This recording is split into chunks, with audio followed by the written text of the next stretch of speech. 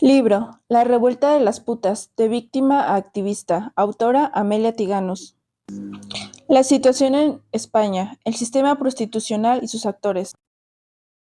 España es el prostíbulo de Europa. Se ha convertido en ello gracias a que en el año 1995 la denominada tercería locativa se despenalizó. A partir de ese momento, el Código Penal dejó de ser una herramienta para perseguir y castigar a quienes se lucran de la prostitución ajena, alquilando espacios para la prostitución, a los proxenetas.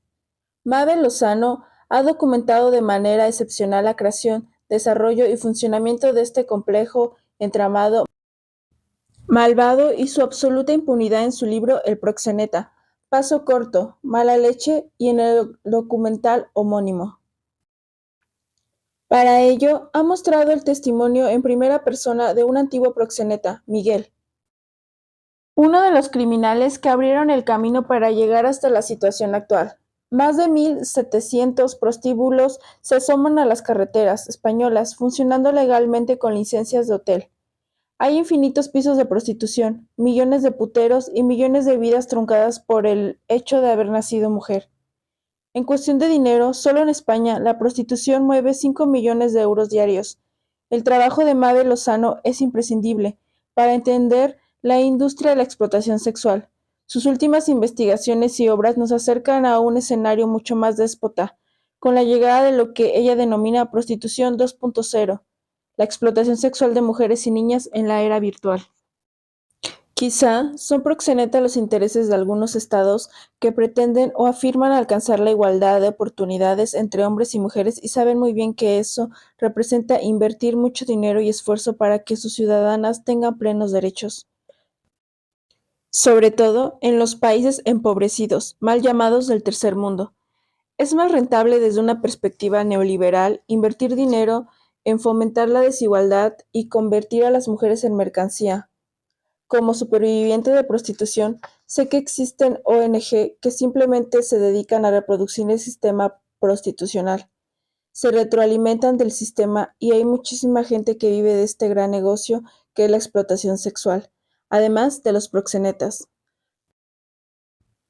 Creo que es lo que pasa con las ONG que no se declaran ni implementan prácticas y políticas abolicionistas.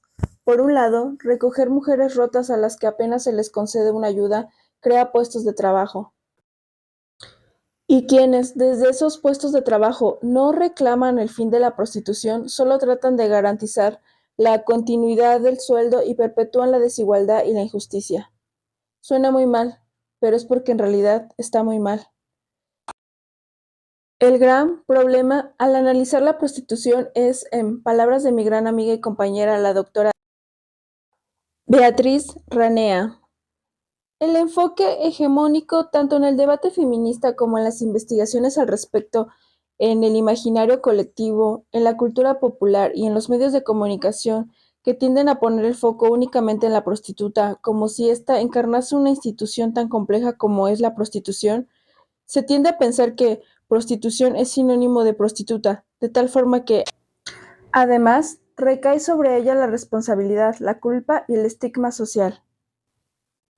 Esto del material didáctico del curso ¿Por qué los hombres consumen prostitución? Cuando reivindicamos abolir la prostitución, nos referimos a la institución fundacional del patriarcado, junto con el matrimonio, que define el lugar en el mundo de unos y otras. Nos referimos al sistema prostitucional, un sistema que lo conforman los estados, que permiten y facilitan que esto exista. Los proxenetas, considerados respetables empresarios de la noche, los pequeños y grandes negocios que se lucran directamente con la existencia de este sistema. Y los puteros, el brazo ejecutor que destruye mujeres y niñas a la vez que financian y sostienen este orden patriarcal, capitalista y racista. Las mujeres son el eslabón más débil, pero interesa mucho hacer que parezca un tema de mujeres para invisibilizar a los auténticos responsables de esta barbarie. Comprender el abolicionismo se torna complicado y requiere mucho esfuerzo. No es fácil analizar una cuestión al margen del individualismo y la supuesta libre elección, de la que el neoliberalismo ha hecho bandera. una bandera que hasta la izquierda más radical ha abrazado cuando se trata de la vida de las mujeres. La maestra Ana de Miguel desgrana portentosamente esta cuestión en su libro Neoliberalismo sexual, el mito de la libre elección, una obra indispensable. El propósito de este libro no es convertirse en una especie de Biblia en donde el dogma esté expuesto con precisión. No es un trabajo académico, ni lo pretende. No quiero tampoco, podría, escribir para quien posee un alto grado de conocimientos lingüísticos o teóricos específicos. Escribo y hablo para las personas corrientes y para quien considera importante la visión y conocimientos de una mujer de tantas que nació en el último vagón del Snowpiercer de Bon Jovi. Tras dar cientos de charlas y conferencias, me han dicho infinidad de veces que a mí se me entiende cuando hablo. Yo también entiendo muy bien a quienes, tras intentar llegar a fin de mes, no les quedan fuerzas o energía para adentrarse en el mundo de los libros teóricos y entenderlos. Sin embargo, es muy importante comprender que así a mí se me entiende es porque me he nutrido y me nutro constantemente con ensayos feministas, sociológicos, filosóficos y psicológicos. Adquirir vocabulario y divulgar conceptos traducidos al lenguaje coloquial requiere una inmersión en los conocimientos estudiados, pensados y creados por otras mujeres, las teóricas. Asimilar la unión indispensable de estos dos mundos es clave, de manera bidireccional mejor. Por eso, os recomiendo algunos libros y autoras por si queréis profundizar en este tema. Saber es tener poder. Hablando del poder de la palabra, quiero aclarar aquí algo que las feministas abolicionistas reivindicamos. La prostitución no la ejercen las mujeres, la ejercen los proxenetas y los puteros, los hombres que prostituyen a las mujeres y niñas atrapadas en este sistema prostitucional. No al revés. Este giro lingüístico lo propone Silvia Chektejer en Lugar común, la prostitución. Sabemos de sobra que el lenguaje construye la realidad, y la realidad es que para tener agencia hay que tener alternativas a la hora de elegir, hacer una cosa u otra. La expresión tener agencia se refiere a la idea de que las personas, en este caso las mujeres, toman sus propias decisiones y son responsables de sus acciones. Y por elegir la vida no se nos puede considerar responsables de la desgracia causada por otros que abusan de su poder y nuestra situación de vulnerabilidad. El tema de la agencia suscita mucho y muy interesante debate. Como activista y como superviviente entiendo el punto de divergencia. A mí misma me costó asumir el concepto de mujer prostituida y hombre prostituidor. Llevaba años fuera de la prostitución y dentro del feminismo. Aún así me costó. Tenía cierta resistencia a reconocer y reconocerme como sujeto pasivo u objeto en esta multinacional criminal. A nivel psicológico nos desempodera y nos genera mucha inseguridad la pena que puede suscitar al colocarnos discursivamente en el lugar de la inacción aparente y nos agarramos a un clavo ardiente, si hace falta, para conseguir un papel de lucha activa.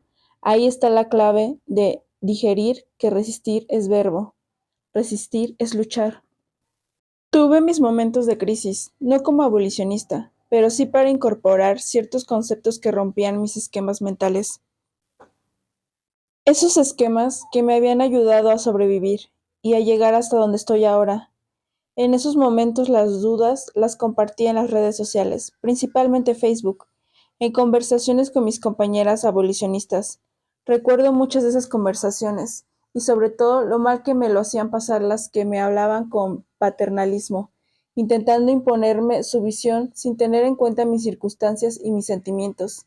Tenían razón en sus argumentos, pero sus formas hacían que tuviera aún más resistencias. Mi muy querida compañera, Concha Hurtado, portavoz de la plataforma abolicionista más potente y activa en el Estado español, el Front Abolicionista del País Valencia y traductora en Traductoras por la Abolición. Desempeñó un papel fundamental en ello y en muchos otros aspectos más que me hicieron crecer. Ella y la también muy querida compañera y profesora universitaria Esther Torrado Ambas mujeres en primerísima línea en la lucha abolicionista y en constante relación directa con mujeres prostituidas. Ellas fueron las únicas que me preguntaron qué sentía, qué me provocaba ese cambio de lenguaje. Me preguntaron para saber, no para explicarme cosas. Esto es importante. Que alguien te escuche y se preocupe por ti, sin aleccionarte o ridiculizarte, y mucho menos públicamente. Les dije que eso me dejaba indefensa ante la creencia muy arraigada de que yo era parte responsable de la situación al estar en la prostitución, y que estaba convencida de que eso mismo les podía ocurrir a las demás mujeres en el mismo contexto. Esto me preocupaba, ya que yo quería y consideraba importante que mis hermanas comprendieran el abolicionismo y lo hicieran suyo. Intenté explicar, de la mejor manera posible, que quitar el protagonismo de las mujeres en situación de prostitución a través de los conceptos, nombrándolas prostituidas a ellas y prostituidores a ellos, podía constituir una nueva barrera a la hora de acercar a la postura abolicionista a las primeras, pero no únicas afectadas por esta industria criminal. Me escucharon con mucho interés, valoraron mi preocupación y me dijeron que lo comprendían. Me comprendieron y me creyeron. Una vez más, la magia de la comunicación asertiva. A partir de ahí cedieron mis resistencias y las escuché con interés, sin miedo y en una dimensión alejada de la vivencia personal. Dejé de tomármelo como un ataque personal. Comprendí la importancia que tenía nombrar la realidad de esta forma y tuve que encontrar la manera de renunciar a unas creencias ligadas al plano individual y psicológico y colocarme en un plano global, sociológico. No lo hice sola, lo hice gracias a ellas. También ellas estuvieron cuando tuve mis dudas sobre la posibilidad de multar a los puteros. Mis dudas no eran sobre la cuestión moral, que tenía clara, sino por qué por parte del movimiento abolicionista no escuchaba las demandas claras dirigidas a la prevención, reparación y protección de las víctimas. No sé si lo hacía o no. A mí no me llegaba ese discurso, y si no me llegaba a mí, estando dentro del propio movimiento, difícilmente les podría llegar a personas ajenas al mismo, cuando en aquella ocasión se me estaban echando encima por plantear mis dudas, es decir, que pedimos para las mujeres prostituidas considerando que multar a los puteros sin unas políticas públicas destinadas a las mujeres aumentaría su vulnerabilidad, fueron otra vez ellas dos las que supieron acompañarme y aclarármelas. Ahora, esa cuestión, la de nombrar las medidas que exigimos para las mujeres prostituidas, está muy integrada en el discurso abolicionista. Para mí, tenía y tiene todo el sentido articular nuestras demandas sobre estos tres ejes: la prevención, protección y reparación de las víctimas, la penalización de todas las formas de proxenetismo y la desincentivación de la demanda de prostitución.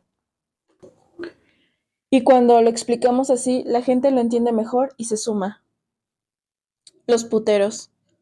Nombrar la realidad es el primer y más importante paso hacia la prevención, la reparación y la justicia.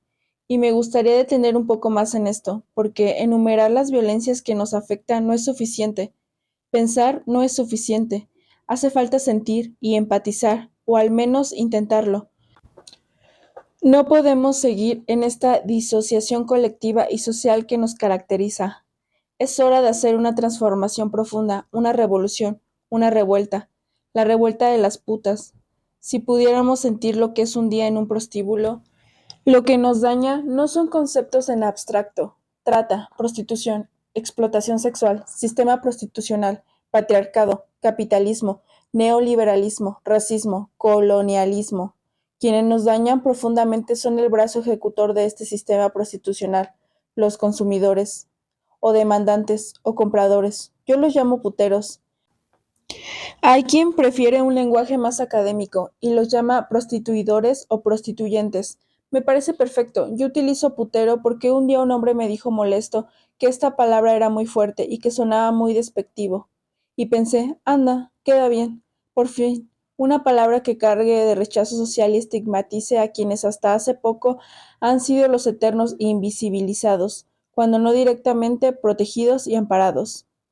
En el marco neoliberal de libre mercado nos hablan de clientes, usuarios o compradores de sexo, como si el sexo fuera un mero producto y no una realidad que nos atraviesa y nos construye o destruye a los seres humanos, como si en las sociedades democráticas el propósito de los hombres fuera adquirir el sexo como algo ajeno a la subjetividad de las mujeres, usando sus privilegios y el de las mujeres, ser meros instrumentos para obtener placer a través del dominio, y no compartir ambos la sexualidad de manera genuina y placentera con nosotras, sus iguales, desde la perspectiva feminista.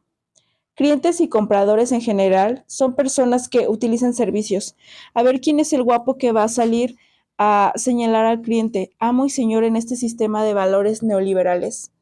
En el caso de la palabra usuario, incluso hay más, ya que según su definición es una persona que tiene el derecho de usar una cosa ajena, con unas limitaciones determinadas, eso sí. Todo ello en nombre del progresismo y los derechos humanos y civiles, además. El lenguaje construye la realidad y me pregunto, ¿querremos seguir normalizando que los hombres accedan impunemente a penetrar por boca, vagina y ano y con ello reducir a las mujeres, niñas y cada vez más niños a meros agujeros y a objetos de uso y disfrute? Un putero es un hombre machista que hace uso de sus privilegios, el dinero y el poder para satisfacer sus deseos, sin tener en cuenta la condición humana y la vulnerabilidad de las mujeres prostituidas y sus circunstancias. La prostitución es violencia sexual. Ser penetradas de manera continua y repetitiva es una tortura. El cuerpo de la mujer y en especial nuestros órganos sexuales no están hechos para ser penetrados durante 12 horas los 7 días de la semana. Sin embargo, muchos puteros no se reconocen como agresores sexuales, porque se ven a sí mismos como puteros majos, incluso piensan que están haciendo un favor a la humanidad, ayudando a mujeres que están en situación de pobreza y que las tratan bien porque no les pegan y las humillan supuestamente. Pierden de vista que se puede maltratar o humillar de muchas otras formas sin usar la violencia directa y extrema, porque los puteros pagan por penetrar a mujeres que no les desean. Esta idea de ser mujer y tener sexo sin querer sexo fuera del sistema prostitucional se considera una violación. Sin embargo, en la prostitución, la violencia sexual queda justificada por el intercambio de dinero. En este libro he desarrollado el proceso de fabricación de la puta, pero la industria del sexo también fabrica puteros, porque los hombres no nacen con un gen específico del putero en su ADN, como afirmó mi querido amigo el psicólogo Mark Ruiz, en un programa que grabamos juntos para la ETV. Hay un gran interés en fabricar puteros para que la rueda siga girando y generando muchísimo dinero. El proxenetismo global utiliza todos los métodos para fabricar puteros, sobre todo por medio de la pornografía que crea adicción y erotiza la crueldad, la violencia y la tortura, con unas consecuencias devastadoras sobre los propios hombres, despojados de su capacidad de conectar emocional y físicamente con una mujer a través del deseo, la ternura y el placer sexual compartido. Ningún hombre sería violador o putero si delante de él, en vez de ver un objeto de deseo y consumo, viera un ser humano, una mujer con sus sueños, deseos y derechos. Según los informes de Naciones Unidas, un 39% de los varones en el Estado español ha consumido prostitución. Estamos rodeadas de puteros. Esto es problemático y está intrínsecamente ligado al consumo de los cuerpos. Hay adolescentes de alrededor de 16 años con problemas de disfunción eréctil. Son incapaces de excitarse y mantener relaciones sexuales satisfactorias al margen de la violencia.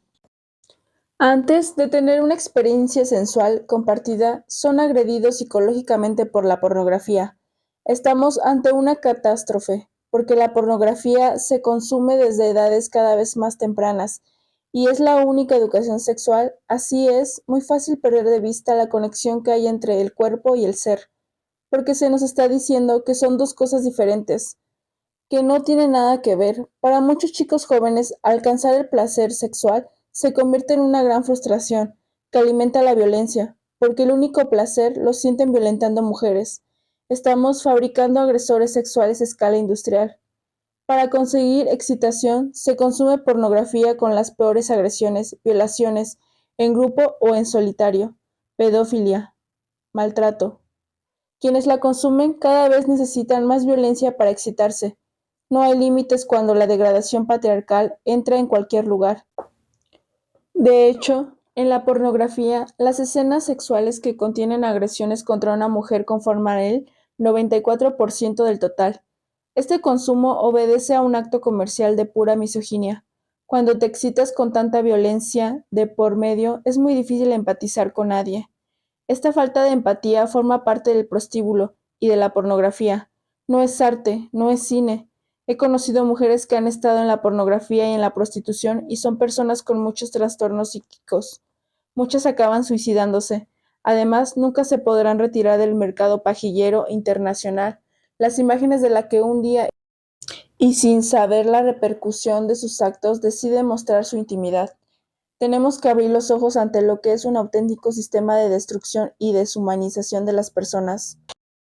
La sociedad de hoy carece de sexo afectivo. Somos analfabetos sexuales. Hemos pasado de un extremo al otro, de una generación en la que la sexualidad era un tabú porque se consideraba pecado, a una en la que es tabú por la imposibilidad de abordar el tema con conocimientos profundos. ¿Quién educa a quienes educan? Hay padres y madres que se ven impedidos para afrontar la nueva realidad. No tienen herramientas para educar sexualmente a sus hijos e hijas y destapar la realidad del auténtico problema que supone el consumo masivo de pornografía, con un acceso tan sencillo en el teléfono de cualquier joven con Internet. Se incita a los chicos a consumir pornografía y a las chicas a crear contenido pornográfico. Cada vez hay más casos de chicas menores de edad captadas a través de las redes sociales y empujadas a la industria de la explotación sexual.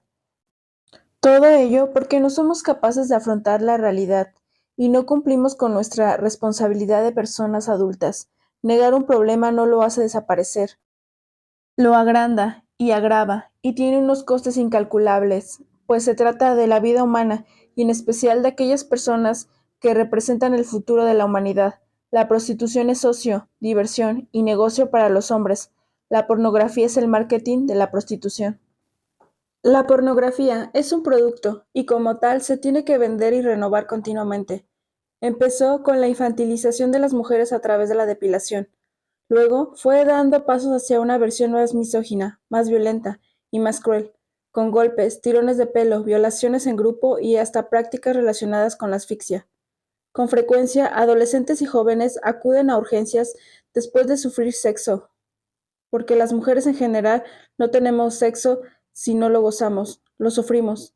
Cada vez más, también, aumentan los crímenes machistas bajo el nombre de sexo duro, mujeres que mueren asfixiadas y torturadas por los sádicos que fabrica esta multinacional criminal. El nuevo relato de la industria criminal, avida de mercancía joven, utiliza en la actualidad el perverso mensaje de dirigirse a las jóvenes para venderles empoderamiento. Antes nos decían, usa tus armas de mujer para sacar el dinero a los hombres.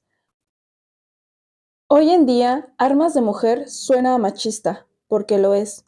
Ahora le han puesto otro nombre, capital erótico. Usa tu capital erótico, no seas tonta. Cuanto más niña y más delgada, más capital erótico. Las gordas se utilizan sobre todo para las prácticas BDSM. Las gordas excitamos especialmente a los más sádicos, gracias a la pornografía. Nuestros cuerpos no se consideran bonitos ni atractivos, solo sirven para ser torturados y como receptáculo de la misoginia más brutal. La pornografía siembra odio contra las mujeres y las niñas, contra todas las mujeres y niñas. Es importante entender que los puteros son agresores sexuales. Un billete no puede eximir de responsabilidad a un agresor sexual. Ese es un pensamiento neoliberal. Para nosotras, el dinero es la prueba de la coacción de la libertad sexual de las mujeres. La libertad sexual no es tener sexo con cualquiera, sino hacerlo con quien deseamos, desde el placer y el reconocimiento mutuo. Y también tener la libertad de decir no, y que ese no no sea el principio de una negociación, sino el fin de toda conversación. Mientras llenamos las calles al grito de no es no, hermana, yo te creo, y ninguna agresión sin respuesta, hay hombres, 4 de cada 10, que no están dispuestos a escuchar un no, y por ello van a comprar un sí, con total impunidad, sin cargo de conciencia y regodeándose de ello. La demanda de niñas y también de niños va en aumento, porque la perversión no va a parar, irá a más. En países en los que se ha normalizado el consumo de la prostitución, donde se ha legalizado el acceso al cuerpo de las mujeres, Las prácticas sexuales son cada vez más violentas, más denigrantes, más vejatorias. Esto se debe a que el mensaje que recibe la sociedad, que reciben los hombres, es que no pasa absolutamente nada por tener sexo con una mujer que no te desea, a la que incluso puedes darle asco. Los puteros son, junto a los proxenetas, los culpables de que haya prostitución, pero apoyados por el silencio y la complicidad social, apenas se ven. Pasan desapercibidos, y no será porque no los haya, los hay, a millones. Las pocas veces que salen a la opinión pública o en las conversaciones, se cree que son pocos. También se les excusa con argumentos tan misóginos como no ser agraciados, carecer de habilidades sociales o tener alguna discapacidad. Se da por hecho que el sexo para ellos es un derecho y que ahí estamos las mujeres para satisfacerlos. Cualquiera de los hombres que nos rodean puede ser un putero. No hay un perfil establecido. Da igual la edad, el estatus social, el nivel intelectual. Lo único que tienen en común, aparte de ser machistas, es que son hombres. Yo los he clasificado en 3 categorías en función de cómo actúan. Se me ocurrió hacer esta clasificación porque innumerables mujeres y hombres me decían que no todos los puteros son malos, que algunos son buenos y solo van a hablar. En 5 años no he visto ni uno que no acabe follando, después de hablar. Lo más gracioso es cuando dicen que las prostitutas hacemos de psicólogas. Lo siento mucho por quienes habéis estudiado la carrera de psicología. Lo llegáis a saber antes y os metéis a puta, ja. También la bondad social defiende a quienes tienen una discapacidad. Claro que sí, no pueden acceder a los derechos básicos, pero que follen, coño. Aunque sea pisoteando los derechos humanos de las más pobres y vulneradas. Total, son solo mujeres. Veamos las categorías. El putero majo es, para mí, uno de los peores maltratadores. Estos iban de buenos y me hacían preguntas, me contaban cosas. Al principio, cuando me preguntaban, les contaba la verdad, pero se daban la vuelta y se iban con otra que ya sabía las reglas del juego. Aprendí rápido que esos puteros no preguntaban para saber la verdad, sino para alimentar su ego y tranquilizar su conciencia. Tenía que ser muy amable, sonreírles, escucharlos y aprobarlos con cariño y admiración. Para mí, esa situación era una de las más enloquecedoras. Ellos me obligaban a estar ahí presente, no solo en cuerpo, también en mente. Aquello era una tortura para mí, y sé que lo es para la gran mayoría de las mujeres prostituidas. Mientras estaba con ese tipo de putero, no podía evadirme y contar mentalmente el dinero que había ganado ese día, y cuánto me quedaría a mí, ni cuánto me faltaba para comprar esa casita con jardín. Tenía que estar allí, verle la cara, sentir sus sucias caricias y su aliento, y abrazarlo y acariciarlo. Eso y sonreír, muy importante. La impotencia y la rabia que me producía eso, no puedo describirlo con palabras. Babosos que querían mi cuerpo, mi alma, mi mente y todo mi ser por un miserable billete. Los puteros majos quieren comprar aquello que ni las putas vendemos, las caricias, el cariño, la ternura, los abrazos sinceros, los besos de amor. Lo quieren todo por un miserable billete. Y no les importa obligar a alguien a fingir cariño. Es mucho más difícil fingir cariño que fingir placer sexual. Una manera de torturar no solo el cuerpo y la mente, sino también el alma. Además, parecía que debía estarles agradecida, porque ellos supuestamente me trataban bien. Solía acabar desquiciada y les decía que follaran de una vez y se largaran. Entonces se ofendían muchísimo y pasaban de ser novios amorosos a llamarme puta asquerosa, mentirosa y estafadora, de la manera más violenta. Eso me daba mala fama y tuve que dejar de hacerlo así y tragar en silencio esos ataques de locura que me daban cada vez que estaba con un putero majo. El putero macho. Es el tipo de putero que piensa que su masculinidad, su valor como hombre, tiene que ver con la cantidad de mujeres a las que penetra y a las que, en su imaginación, claro está, satisface sexualmente. El sexo es una negociación de placer entre dos, lo que tú quieres más lo que yo quiero. Sin embargo, estos hombres no están dispuestos a negociar el placer con una mujer de igual a igual, porque es probable que tengan que esforzarse muchísimo más. Su masculinidad tóxica, patriarcal, tiene que ver con penetrar, no con el sexo. Para ellos solo somos agujeros, no les importa lo que pensamos o si somos cariñosas o no. Incluso diría que con este tipo hay que hacer una actuación de puta ideal, la loca por el sexo, que consiste básicamente en actuar como las mujeres de las películas porno, en penetra, eyacula y se va, sin importar nada más. Y nos quedamos con nuestro cuerpo violentado y dolorido. El putero misógino, por último, es el más violento y peligroso, porque las prácticas que lleva a cabo para sentir placer dentro de su sadismo son difíciles de narrar. La mayoría de las mujeres que son asesinadas dentro del sistema prostitucional mueren a manos de este tipo de putero, muy violento. Cuanto más dolor, humillación y miedo te hacen pasar, más disfrutan. Me he escapado de la muerte más de una vez tratando con ellos. Su escalada de violencia actual creo que tiene mucho que ver con los avances del feminismo, con la lucha de las mujeres, porque este tipo de hombres tiene menos espacio en el mundo real para ejercer su misoginia. Y la prostitución es lugar libre de feminismo, el paraíso de los hombres de siempre. Ahí pueden seguir ejerciendo ese odio hacia las mujeres, pero no nos engañemos, su odio no es hacia la prostituta, es un odio hacia todas las mujeres. Y luego están los hombres que dicen que no van de putas, sino que van de copas o que solo acompañan a sus amigos, puteros. Y yo pregunto, ¿cómo te puedes divertir en un campo de concentración? Su violencia no es menor que la de quienes nos penetran en la habitación. Mientras toman esa copa, pagan por tener a la vista la mercancía, manosearte, te preguntan qué les vas a hacer. Esa copa que toman también mantiene el sistema prostitucional y beneficia económicamente a los proxenetas. Al principio pensaba que podía identificarlos antes de entrar en el cuarto, pero la experiencia me demostró lo contrario. Daba igual si el putero era político, juez, policía, fiscal, periodista, sindicalista, obrero, empresario, deportista, casado, soltero, joven o mayor. Nunca sabía con cuál de los tres tipos de puteros me iba a encontrar una vez que se cerraba la puerta de la habitación. Todos eran repulsivos. Una vez que estás dentro, te topas con una gama de puteros que van desde el verdadero monstruo que te pide sadismo nivel 10 a los que son expertos en llegar, penetrarte, correrse y marcharse. También están los que te regatean y aceptas cobrar menos porque estás desesperada y tienes que pagar las multas y la deuda. A veces había tipos que se ponían violentos en las habitaciones porque les insistíamos en que en lugar de pagar ahí, lo hicieran en recepción. Una vez uno que tomaba cerveza y cocaína me estampó contra la pared y sentí que se me revolvía todo, porque en su media hora quería echarme 2 polvos. De nada sirve el botón de pánico que hay al lado de la puerta para escapar de hombres así, porque primero tienes que llegar hasta él y luego darle. Cada vez hay más chicos jóvenes que van a los burdeles.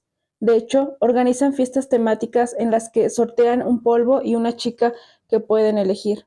La percepción de un aumento del consumo de prostitución por parte de los más jóvenes lo ha señalado la Policía Nacional, que lleva años alertando de la bajada escalonada de la edad de los consumidores de prostitución, además de las sociólogas, los propios proxenetas o las asociaciones de asistencia a las víctimas. Asumamos que los puteros son explotadores, torturadores y hasta exterminadores. La vida de las putas es muy corta debido a ellos, y cuando morimos o nos asesinan, seguimos siendo invisibles. La violencia sigue ahí, después de que perdemos la vida. Mientras que para los puteros el prostíbulo es un oasis en el que campar a sus anchas, es una fiesta en la que se encuentran con mujeres disponibles y desnudas, a las que babear. Es su vía de escape, su último rincón de patriarcado puro. Para nosotros es una cárcel, donde las secuelas físicas y psicológicas nos reducen a la nada más absoluta. Hay que fijarse en que la prostitución es el único lugar, simbólicamente, en el que se permite a la mujer tomar la iniciativa. Y es una falsa iniciativa, porque quienes sí son libres de elegir consumir cuerpos de mujeres son los hombres.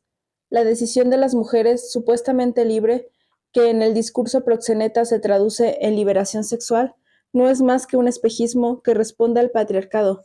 Si ellas eligen, deben tener muy claro quién es el que tiene el poder. A los hombres les gusta que una mujer tome la iniciativa, siempre y cuando no van amenazada su virilidad. En la prostitución, los hombres no solo refuerzan su masculinidad, sino que también le dan descanso. A algunas mujeres se nos convierte en una cavidad en la que los hombres pueden verter el miedo a la mujer sin miedo, como diría Eduardo Galeano. Los proxenetas. Al igual que los puteros, los proxenetas lo tienen muy fácil, para pasar desapercibidos y lograr que el estigma recaiga sobre nosotras. Se mimetizan a la perfección con el disfraz del estereotipo, el del extranjero chulo y agresivo con pinta de matón, para no ser vistos, nada más lejos de la realidad. Son tipos normales, en todos los sentidos. Físicamente no llaman la atención. Van por la calle, te saludan y parecen encantadores.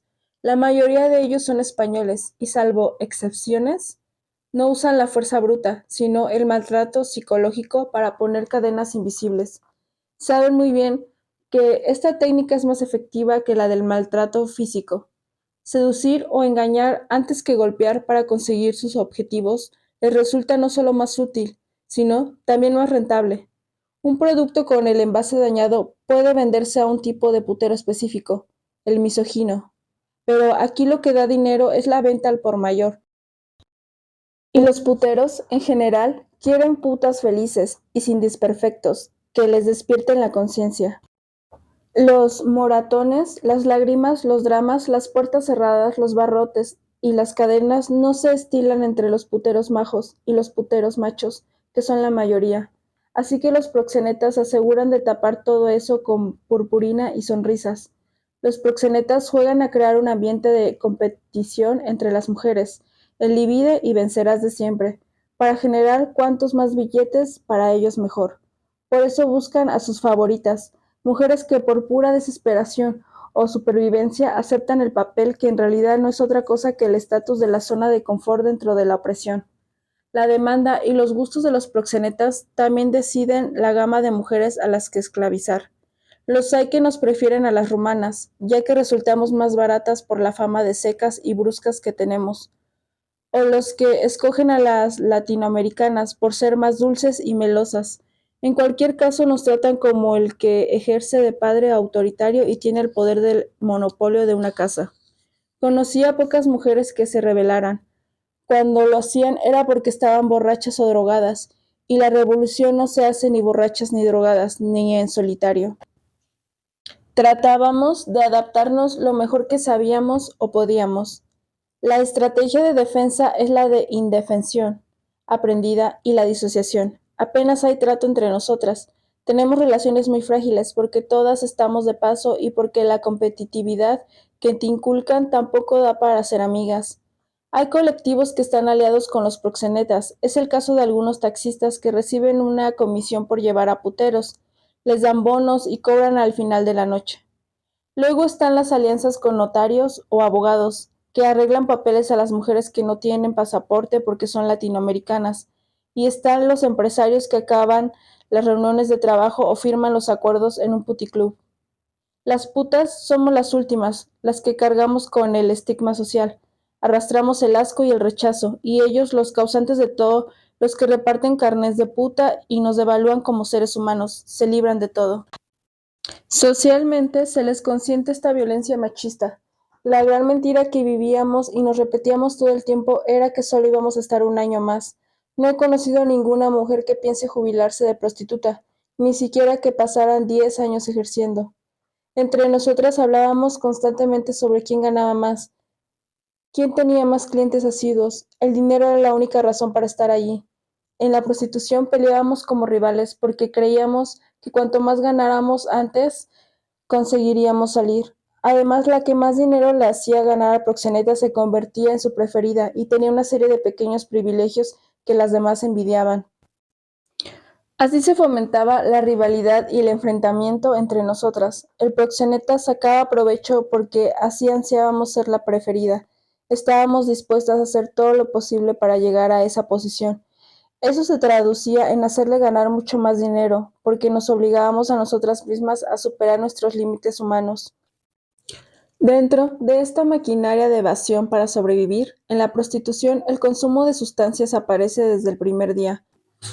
Al principio es solo alcohol, presentado como una manera de alternar y ganar más dinero. Nadie nos obligaba por la fuerza, pero nos decían, tienes que ser lista y ganar mucho dinero, si él te invita tendrás que beber. Era una manera normalizada de engancharnos con amabilidad y como si nos estuvieran haciendo el favor de facilitarnos ganar más dinero. Enseguida pasábamos a drogas más fuertes, como la cocaína, con la misma excusa de que íbamos a ganar más porque los puteros venían no solo a penetrar a mujeres, sino a consumir grandes cantidades de alcohol y de droga. La cocaína nos la vendía el encargado o el portero de los mismos prostíbulos para suministrársela a los clientes y consumir con ellos. Siempre acabábamos enganchadas. Cuando empecé, pensaba, ¿cómo me habían dicho que si podía negarme a estar con algún cliente? Que podía elegir como elige un corzo a su cazador en un coto privado. Pero el engaño duró muy poco, porque enseguida te das cuenta de que ese tipo de comportamiento te trae muy mala fama. Hoy en día, los puteros tienen foros donde puntúan a las prostitutas y hablan de su experiencia con ellas. Pueden etiquetarte de borde o de fría si algo no les ha gustado.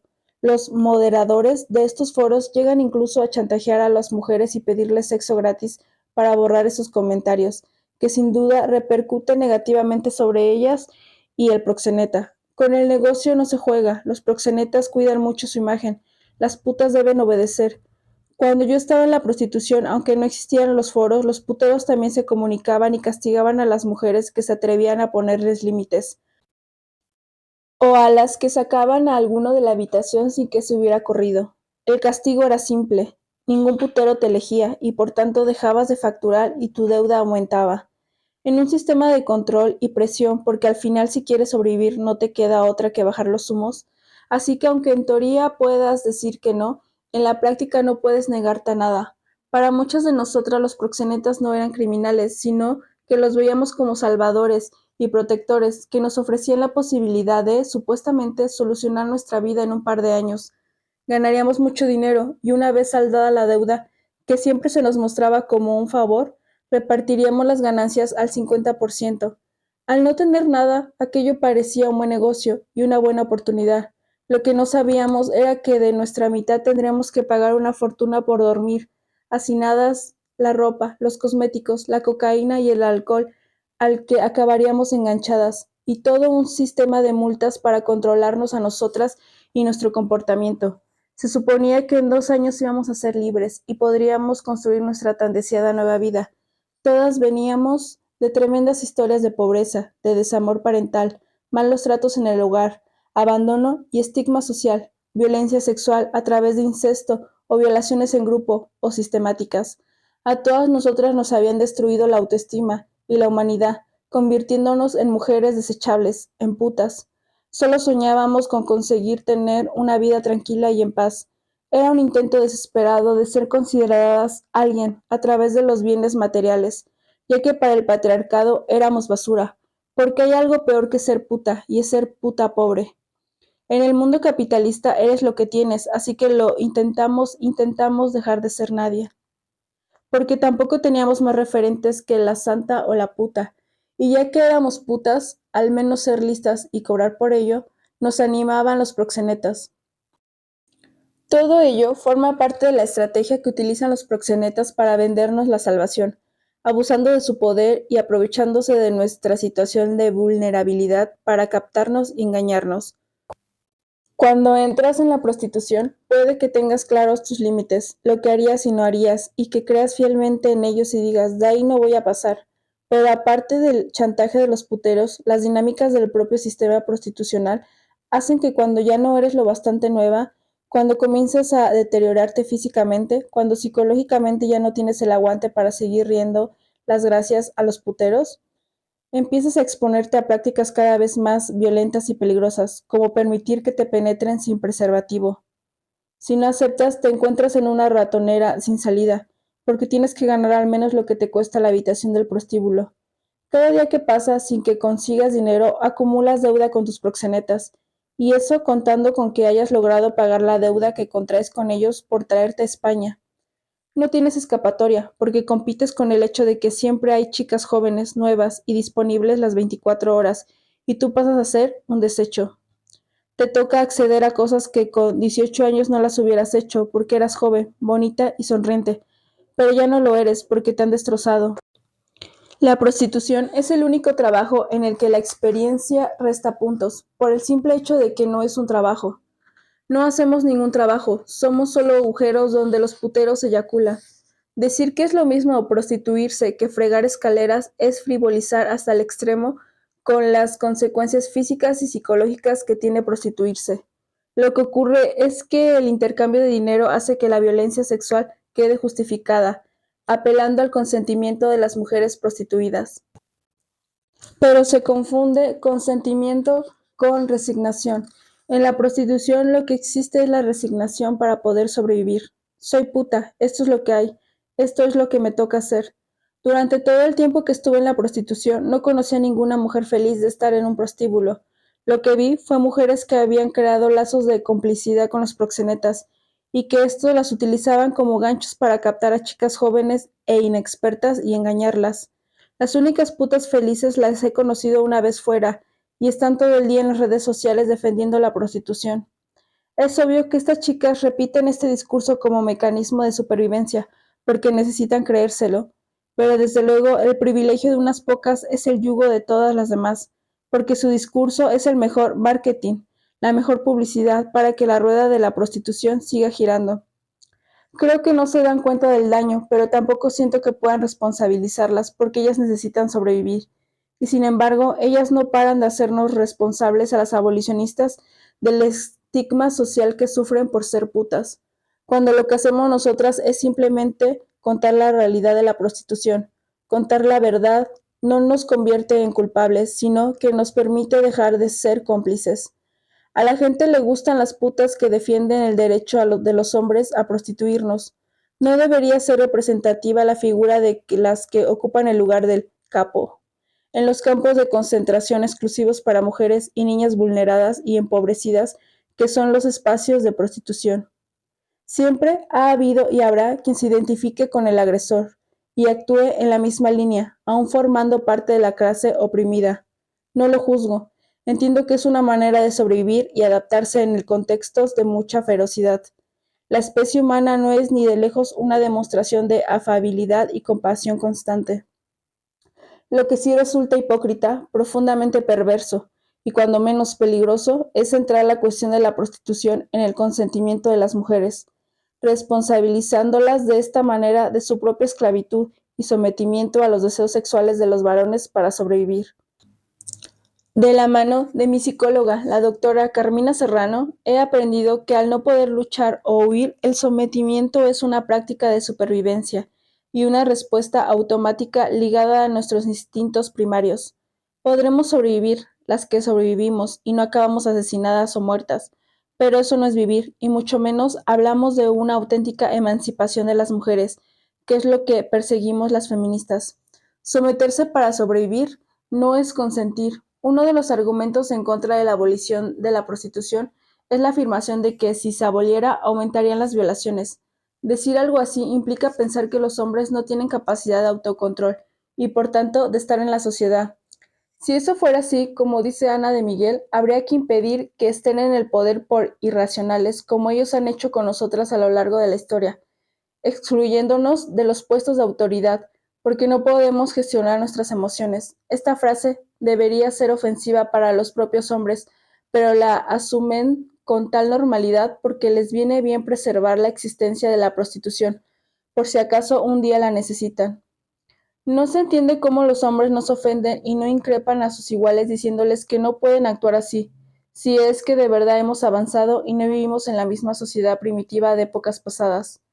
A los hombres en general se les ha permitido desarrollarse pensando que el mundo entero gira alrededor de su pene. Han tenido una erección y no importa nada más, porque si no pueden acabar reventando. Para estar con alguien en la cama no se plantean más deseo que el suyo propio. Por eso les vale la pena pagar y que las mujeres consientan. Para ellos la prostitución es sexo, pero analizándolo en profundidad no es sexo, es dominación. La misma frase de "él desea, ella consiente" es una construcción patriarcal y deja claro quién tiene el poder. Es muy fácil entender que lo que pasa es que no reconocen nuestra humanidad, que nos consideran objetos, pero a todas. Ellos ejercen su poder porque pueden, porque el sistema se los consiente. Hasta ahora. Cada vez que oigo que las mujeres ganamos mucho dinero en la prostitución me entra la risa. De hecho, no hay ninguna mujer que se haya hecho rica. Los precios los pone el prostíbulo. Quienes ganan mucho dinero son los dueños, los proxenetas. que en el Estado español se hacen llamar empresarios del ocio, del masculino, claro está. Donde hay dinero y hay poder están los hombres, no estamos las mujeres. En ninguna cabeza cabe pensar que los hombres permitirían que las mujeres manejáramos los 5 millones de euros al día que mueve la prostitución en España. Hay toda una dinámica para permitir el contrato inicial de que las prostitutas nos llevamos el 50% de lo que ganamos. Los prostíbulos generan bienestar económico a su alrededor. Muchos se sitúan en zonas de paso, en pueblos prácticamente sin actividad económica. Los proxenetas aparecen entonces como mecenas de esos pueblos, porque hacen que se genere actividad y consumo, dan dinero para obras y por medio de sus contactos con el poder gestionan que haya mejores servicios. Así se congracian con el pueblo, que además ya vive en torno al prostíbulo y a la explotación sexual de esas mujeres. Sin duda, este negocio criminal va mucho más allá de las ganancias de los proxenetas, esos a los que el sector favorable a despenalizar la explotación sexual, que es lo único que queda por despenalizar en relación con la prostitución en España, llaman empresarios o patronos. De la explotación sexual de mujeres y niñas ganan estados, ONG, bancos, notarios, políticos, taxistas, comercios que hay alrededor de los espacios de prostitución, menos las mujeres. En la prostitución las mujeres no ganamos, solo sobrevivimos, mientras se nos arrebata la libertad, la dignidad, la salud física y psicológica, los derechos humanos e incluso la vida. Muchas veces he oído decir en tono de reproche que las mujeres no ahorramos, que no pensamos en el mañana, que no tenemos la capacidad de gestionar bien nuestro dinero y que lo derrochamos en caprichos. En el mundo real, lo llamaré así, las personas en general, excepto las ricas, debemos preocuparnos para llegar a fin de mes, preocuparnos de pagar todos los gastos de hipoteca, facturas, comida y en general. Ahí acaba el dinero, si es que llega, para las personas precarias. En el mundo de la prostitución, la aplastante mayoría de las mujeres estamos atrapadas entre los dos mundos y sus respectivos gastos. Somos mujeres pobres y debemos llegar a fin de mes en el prostíbulo y pagar diariamente las fortunas que los proxenetas nos exigen y además participar en la economía familiar. Esas familias que reniegan de las putas, pero no tienen miramientos a la hora de vivir a su costa. Las putas no somos de nadie, pero somos de todos. Las mujeres en general vivimos para otros, las mujeres que acaban en la prostitución por partida doble. Las cargas familiares son un hecho, la presión cultural para que las mujeres nos ocupemos de la familia a costa de lo que sea también. Ser para el otro, nunca para una misma, la culpa como mando, con pilas inagotables. Muchas mujeres no salen de la prostitución porque sienten la obligación de hacerse cargo y ser el sustento de su familia. Las propias familias aprovechan de ellas y hacen que carguen con toda la responsabilidad. Sacrificar una hija, madre, hermana y vivir de ella no es nuevo, es la historia del patriarcado. Muchas confían el dinero a sus familias y se encuentran con que éstas lo despilfarran y son juzgadas por confiar. Claro que entiendo ese funcionamiento. No confían por ser tontas, confían por sentirse importantes en el seno de sus propias familias.